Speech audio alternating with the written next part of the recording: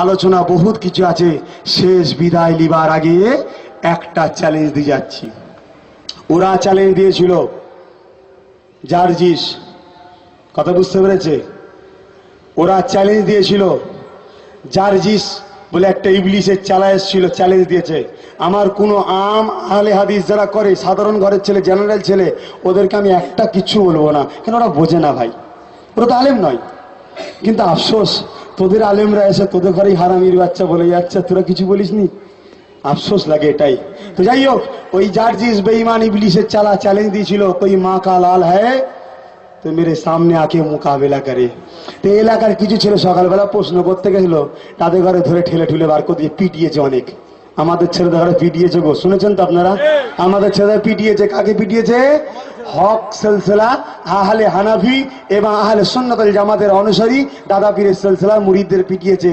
এই যারা দূরে থেকে এসেছেন, দাদা পীরের এই গ্রামের মুরিদগুলো তোমাদের কি হয়? পীর ভাই। তোমাদের পীর ভাইকে যেখানে মেরেছে কারা? নামদারি আহলে হাদিসরা। তোমাদের এলাকায় যদি আহলে হাদিস ঢোকে, এখানে যদি নাও মারতে পারো, তোমার গ্রামে আহলে হাদিস দেখলেই মারবে না, ছেড়ে দেবে। এটাই হবে পীর ভাইয়ের মহব্বত, এটাই হলো ভালোবাসা। কথা বুঝে গেছেন? এখানে নাই করতে পারবে না বাইরের লোক। তবে হ্যাঁ, কিছু কিছু ছেলে বলছিল বলেন না হুজুর তুললে চলে যাবো। কথা বুঝতে পেরেছেন? এদের ইমানের তেজ এত, এরা হযরত ওমর ফারুকের সুন্নতের অনুসরণ করছে। কথা বুঝতে পেরেছেন? তো যাই হোক, আল্লাহ আমাদের সকলকে ওই মুনাফিকের হাত থেকে হেফাজত করেন। শেষ কথা একটাই, সেটা হলো এটাই, ভাই তোমরা যদি কোরআন হাদিস থেকে এজমা কিয়াস তো মানো না, ঠিক আছে রেখে দাও।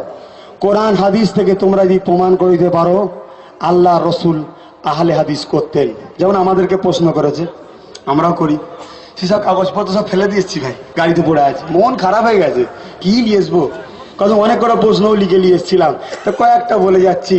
তোমরা যদি হাদিস কোরআন কোনো জায়গা থেকে প্রমাণ করতে পারো রসুল আহলে হাদিস করেছেন, সাহাবারা আহলে হাদিস করেছেন, বা ইংরেজরা আসার পূর্বে এই ভারত, বাংলাদেশ, পাকিস্তানের মধ্যে কেউ আহলে হাদিস করেছিল, ই দেখাতে পারো, তাহলে তোমরা এধারে আমি 1 কোটি টাকা দেবো। আর যদি বলো না তোমাদের ঘরে আমাদের সব আহলে হাদিস হতে হবে, আমরা তাই হয়ে যাব। কি করে দেখাতে পারলে হবেন তো? হবেন তো? এই ভাইয়ের উপরে ভরসা আছে? চ্যালেঞ্জ দেন, আমরাও চ্যালেঞ্জ দিলাম। দ্বিতীয় কথা, একটা দল জান্নাতে যাবে, সে দলটা সম্বন্ধে আমার বাকি বিল্লাহ ভাই বলেছেন, কি দল? আহলে সুন্নাত ওয়াল জামাত, কোরআনের ভাষায় হিজবুল্লাহ। কথা বুঝতে পেরেছেন? এবারে হানাফিটা কি? একটা মাদ্রাসা, এই মাদ্রাসার 4টে উস্তাদ আছে, এই 4টে উস্তাদ 4টে ক্লাস লাই। খুব সাধারণভাবে বলছি, আমি বললাম হানাফি উস্তাদের কাছে গিয়ে আহলে সুন্নাত ওয়াল জামাতটা শিখেছি। উনি যে সাফি হুজুরের কাছে গিয়ে আহলে সুন্নাত ওয়াল জামাতটা শিখেছে, উনি ইমামে আজমের কাছে গিয়ে আহলে সুন্নাত ওয়াল জামাতটা শিখেছে, উনি ইমামে মাহলেকের কাছে গিয়ে আহলে সুন্নাত ওয়াল জামাতটা শিখেছে। আমাদের উস্তাদিনারা শিক্ষা দিয়েছে আহলে সুন্নাত ওয়াল জামাতের আকীদা। জোরে বলুন সুবহানাল্লাহ। তাহলে এই একটা দল জান্নাতে যাবে, সেই দলটার 19 শতাব্দীর সারা পৃথিবীর একমাত্র ইমাম উলিল আমর।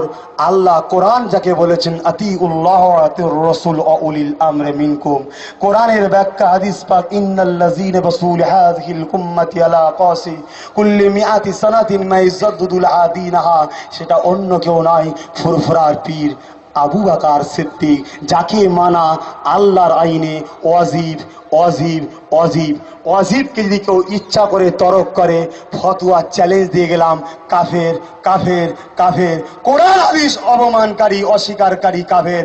এই কাফের কথাটা যে বলে গেলাম, বিশ্বের বুকে আমিও ছোট ছেলে হয়ে চ্যালেঞ্জ দিয়ে গেলাম, যে কোনো জায়গায়, যে কোনো সময়, যে কোনো টাইমে ডেট দিতে হবে না তোদের ঘরে, যে কোনো জায়গায় ধরে দাঁড় করাবি বাহাস করার জন্য, ওই গাড়িতে বসে আব্বাস সিদ্দিকী তোদের সঙ্গে মোকাবেলা করতে রাজি আছে।